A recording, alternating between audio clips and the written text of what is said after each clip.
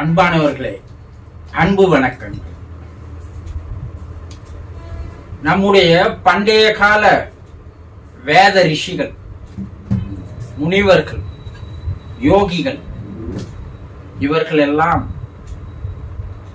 மனிதன் இறந்த பின்பு அவனுடைய ஆன்மா எங்கே செல்கிறது, அது எந்த உலகத்திற்கு செல்கிறது, அங்கே அதனுடைய வாழ்க்கை முறைகள் எல்லாம் எப்படி இருக்கிறது என்பதை வேதங்களின் மூலமாகவும் உபநிடதங்களின் மூலமாகவும் பல்வேறு புராணங்களின் மூலமாகவும் அக ஆராய்ச்சி செய்து உண்மைகளை கூறி சென்றார்கள். இந்திய ரிஷிகள் கூறியது, முனிவர்கள் கூறியது உண்மைதானா? மனிதன் இறந்த பிற்பாடு அவனுக்கு வேறொரு வாழ்க்கை இருக்கிறதா என்பதை பற்றி கடந்த 100 ஆண்டுகளாக மருத்துவ உலகமும் ஆவி உலக ஆராய்ச்சி உலகமும் பல்வேறு நாடுகளில் பல்வேறு காலகட்டங்களில் பல்வேறு ஆராய்ச்சிகளில் இதையெல்லாம் ஆராய்ச்சி செய்த போது இந்திய வேதகால ரிஷிகள் கூறியது, முனிவர்கள் கூறியது, யோகிகள் கூறியது எல்லாம் உண்மை என்பதை நிரூபித்து வருகிறார்கள். உலக அளவிலே இந்திய நாட்டு ரிஷிகள், முனிவர்கள், யோகிகள் எல்லாம் ஒரு பெரிய அறிவியல் அறிஞர்கள். அவர்கள் மெய் அறிவியலை பற்றி ஆராய்ச்சி செய்துதான்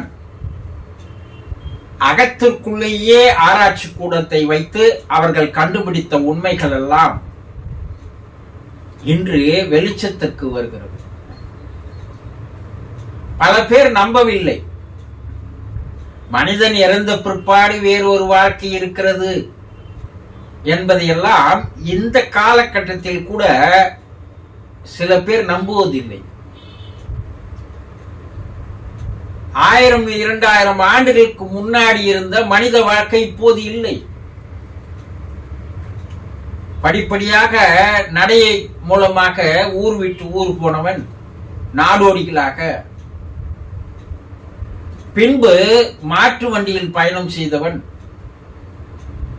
படிப்படியாக 2 சக்கர வாகனத்தை கண்டுபிடித்து அதில் பயணம் செய்தவன், அப்புறம் 4 சக்கர வாகனம், அப்புறம் ஆகாய விமானம், ரயில் என்று பல வகையை கண்டுபிடித்து என்று வாழ்க்கை அறிவியல் வளர்ச்சியில், விஞ்ஞான வளர்ச்சியில் மேலோங்கி வருகிறது. ஆனால் இதையெல்லாம் அக்காலத்திலேயே ஆகாய விமானத்திற்கு பதிலாக புஷ்பக விமானம் என்று இலங்கையிலிருந்து ராவணன் புஷ்பக விமானத்தில் வந்து இறங்கினான் என்று அக்காலத்திலேயே எழுதியிருக்கிறார்கள். அந்த புஷ்பக விமானத்தினுடைய இயந்திர தன்மை, அது எப்படி செயல்படுகிறது என்பதை எல்லாம் கூட எழுதி வைத்திருக்கிறார்கள். அதர்வன வேதத்தில் இல்லாத உண்மைகளே இல்லை. கப்பல் எப்படி செய்வது, ஆகாய விமானம் எப்படி செய்வது என்பதையெல்லாம் வேத காலத்திலேயே வேத ரிஷிகள் எழுதி வைத்திருக்கிறார்கள். அதுதான் இப்போது கண்டுபிடிப்புகளாக வந்து கொண்டிருக்கிறது.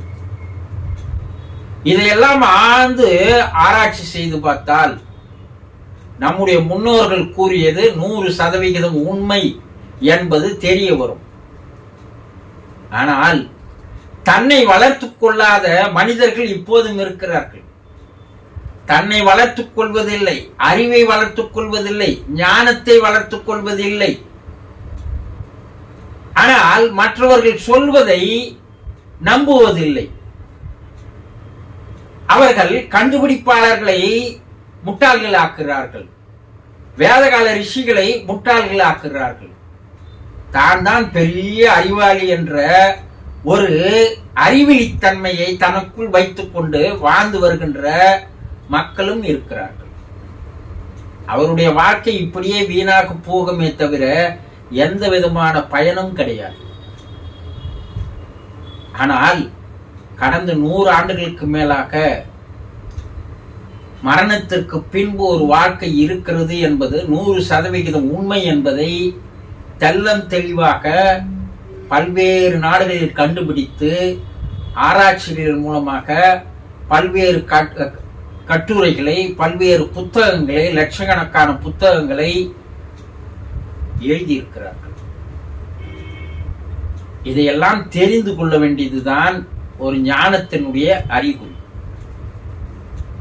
நாளுக்கு நாள் நம்மை அப்டேட் பண்ணி செய்ய போய் கொண்டே இருக்க வேண்டும். அதுதான் மனிதனுடைய அறிவுக்கு சரியான வேலை. அப்டேட் ஆகாமல் அப்படியே இருந்து கொண்டு தனக்கு எல்லாம் தெரியும் என்று கூறுபவன் அவனும் வளரப்போவதில்லை, அவன் அறிவும் வளரப்போவதில்லை, ஆயுள் வீணாக முடியும். அன்பர்களே, புதிதாக பார்ப்பவர்களாக இருந்தால் இந்த சேனலை முதலில் சப்ஸ்கிரைப் செய்து எனக்கு ஊக்கத்தையும் உற்சாகியும் தாருங்கள். 30 வருட அனுபவங்கள், பல புத்தகங்கள் படித்த அனுபவங்கள், பல நேரடியான அனுபவங்கள், இதையெல்லாம் உங்களுக்கு எடுத்து கூறுகிறேன். அது உங்களுக்கு ஒரு தெளிவை உண்டாக்கும். இந்த தெளிவு எதற்கு என்றால், இப்போது வாழ்ந்து வருகின்ற வாழ்க்கை சரியான முறையில் மாற்றி வாழ்வதற்கு அது காரணங்களாக இருக்கும். இன்று என்ன பார்க்க போகிறோம் என்றால், ஒரு அன்பர் ஒரு கேள்வி கேட்டு இருக்கிறார். எங்கள் வீட்டில் இறந்து போனவர், அவருடைய ஆன்மா மறுபடியும் எங்கள் வீட்டிற்கு வருமா என்று ஒரு கேள்வி. உங்கள் வீட்டில் இறந்தவருடைய ஆன்மா மறுபடியும் உங்களை தேடி வருகிறது என்பது உண்மை. இது எப்படி என்பதை தெரிந்து கொள்வதற்கு சில விஷய ஞானங்களை நீங்கள் தெரிந்து கொள்ள வேண்டும்.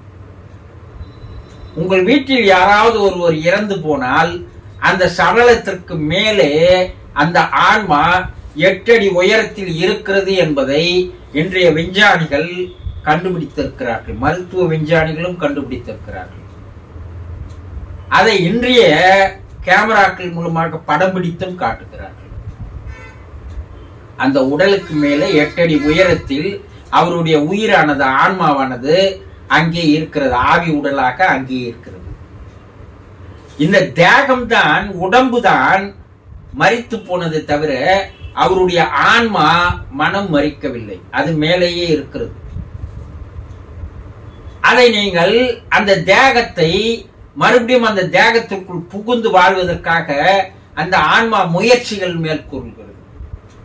ஆனா அந்த தேகம் எதற்கும் பயன்படாது போய்விட்டது. அந்த வண்டி ஓட்டுவதற்கு இனி லாய்க்கு இல்லை என்பதை ஆன்மா புரிந்து கொள்கிறது. அந்த வீட்டிற்குள் போய் நாம் வசிக்க முடியாது என்பதை அந்த ஆன்மா தெளிவாக தெரிந்து கொள்கிறது. அப்ப அந்த ஆன்மா மேலேயே இருந்து அந்த தேகத்தை பார்த்த வண்ணமாக இருக்கிறது. அந்த தேகத்தை எடுத்து போய் மயான காட்டில் எரித்தாலோ புதைத்தாலோ எடுத்து போகும்போது மேலேயே தான் அந்த ஆன்மா வருகிறது. அந்த தேகத்தை புதைப்பதும் எரிப்பதும் மேலே இருந்து அது பார்க்கிறது. எரித்து விட்டாலோ புதைத்து விட்டாலோ இனி அந்த தேகத்திற்கு நம்மால் எந்த பயனும் இல்லை என்று தெரிந்தவுடன் அந்த ஆன்ம உடலானது, சூக்கும உடலானது மறுபடியும் உங்கள் வீட்டை நோக்கி வருகிறது. நம்முடைய முன்னோர்கள் என்ன செய்வாங்க, கிராமங்களில் இப்ப கூட அது போல இறந்தவர் தேகமானது வெளியே மயான காற்றுக்கு எடுத்து செல்லும் போது, சென்று விட்ட பிற்பாடு அந்த வீட்டை எல்லாம் தண்ணீர் ஊற்றி கழுவி சுத்தப்படுத்தி விட்டு ஒரு அகல் விளக்கை ஏற்றி, எண்ணெய் ஊற்றி அகல் விளக்கை ஏற்றி எடுத்து வந்து வாசற்படியில் வைத்து விடுவார்கள். திரும்பி அந்த வீட்டை நோக்கி ஓடு வருகின்ற அந்த ஆன்மாவானது, ஆன்ம உடலானது, ஆவி உடலானது அந்த வெளிச்சத்தை பார்த்தவுடன், ஒளியை பார்த்தவுடன் வீட்டுக்குள் புகாமல் அது அந்த வீதியிலேயே 14-16 நாட்களுக்கு சுற்றிய வண்ணமாக இருக்கிறது. அது உங்கள் வீட்டு வாசப்படி எதிரிலேயே தான் அமர்ந்திருக்கிறது. உங்கள் வீட்டு நடவடிக்கைகள் எல்லாம் பார்த்தவாறு இருக்கிறது. ஆனா இன்னைக்கு நகர வாழ்க்கையில் என்ன பண்றாங்கன்னா, அதையெல்லாம் வீட்டை சுத்தப்படுத்துவது கிடையாது. அந்த அகல் விளக்கு ஏற்றி வைப்பது கிடையாது. அதனால அந்த ஆன்மா வெகு எளிதாக வீட்டிற்குள் வந்து அந்த வீட்டில் வாசம் செய்கிறது. கிராமத்தில் என்ன பண்ணுவாங்க, அவர் பயன்படுத்திய பாய், பெட்ஷீட், தலைக்காணி, பெட் எல்லாத்தையும் எடுத்துன்னு போய் உடனே அந்த தேக மயான காற்றுக்கு போன உடனே அதை எடுத்து போய் முச்சந்தியில் போட்டு எண்ணெய் ஊற்றி கொளுத்தி விடுவார்கள். அந்த வாசனைக்காக தான் அந்த ஆன்மா தேடி ஓடி வருகிறது.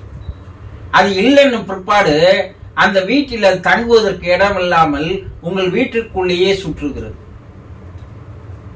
இது 16 நாட்களுக்கு அப்பால் சில சடங்குகள் செய்ய சொல்லும் போது அந்த ஆன்மாவானது மேல் உலகமானது, ஆவி உலகமானது சிவலோகத்திற்கு அனுப்பி வைக்கப்படுகிறது.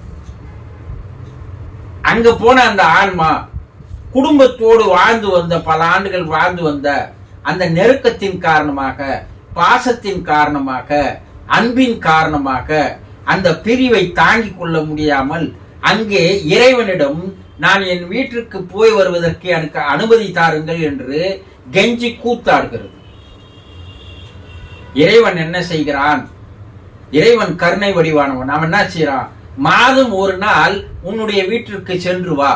ஒரு வருடத்திற்கு 12 மாதங்களுக்கு 12 நாட்கள் உனக்கு நான் அனுமதி தருகிறேன்.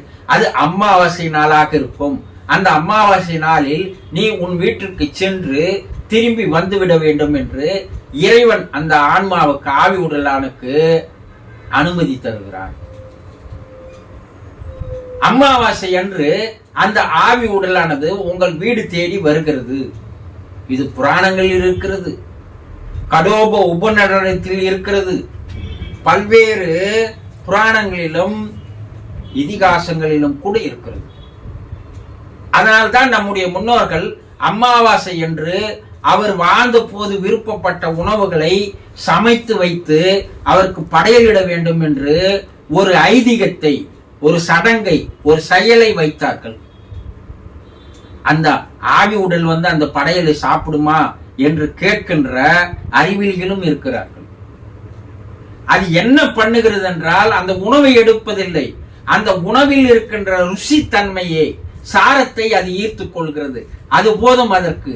அது உணவு உண்ட ஒரு திருப்தி அந்த ஆவி உடலுக்கு கிடைத்து விடுகிறது. அது வீட்டில் உள்ளவர்கள் எல்லாம் பிளஸ்ஸிங் செய்துவிட்டு, ஆசீர்வாதம் செய்துவிட்டு அது மறுபடியும் ஆவி உலகம் நோக்கி செல்கிறது. இந்த 12 மாதங்கள், 12 அமாவாசை நீங்கள் சில சடங்குகளை, காரியங்களை செய்வது என்பது அது வருகிறது என்ற வேதகால ரிஷிகளுடைய கண்டுபிடிப்பு. அப்ப அதற்கு அப்பால் என்ன ஆகுது? ஒரு வருடத்திற்கு அப்பால் அது மறுபிறப்பு எடுத்து விடுகிறது. 1 வருடமோ 3 வருடத்திற்கு அப்பால் அது மறுபிறப்பு எடுத்த பிற்பாடு அது உங்கள் வீடு தேடி வருவதில்லை. மறுபிறப்பு எடுக்கின்ற வரை அது உங்கள் வீட்டிற்கு மாதம் ஒரு முறை வந்து போவது உண்மை என்பதை வேத காலம் முதல் கொண்டு ரிஷிகள், முனிவர்கள், யோகிகள் எல்லோரும் கூறியிருக்கின்ற அந்த கருத்தில் உண்மை இருக்கிறது என்பதை இப்போது கண்டுபிடித்து கூறுகிறார்கள். நம்முடைய முனிவர்களும் ரிஷிகளும் முட்டாள்கள் அல்ல. அவர்கள் சில சடங்குகளை வைத்திருக்கிறார்கள் என்றால் அதில் ஏதோ சில ஆழமான அர்த்தங்கள் உண்டு. அப்போ உங்கள் வீட்டில் இறந்து போன ஆன்மா உங்களை தேடி வருகிறது. 16 நாட்கள் உங்களிடையே இருக்கிறது. அதற்கு அப்பால் மாதம் ஒரு நாள் அமாவாசை என்று உங்கள் வீடு தேடி வருகிறது. நீங்கள் அதை சரியான முறையில் அதற்கு செய்ய வேண்டிய வழிபாடுகளை செய்து வந்தால் அது உங்களுக்கு ஒரு பாதுகாப்பை, ஒரு ஆசீர்வாதத்தை, ஒரு அன்பை, உங்களுக்கு நல்ல ஒரு வாழ்க்கையை தருவதற்குண்டான எல்லா வகையிலும் அவை முயற்சி செய்கிறது என்பதையும் உண்மை என்று ஆவி உலக ஆராய்ச்சிகளுடைய கண்டுபிடிப்புகள் கூறுகிறது. புரிந்து கொண்டீர்களா? சந்தோஷம்.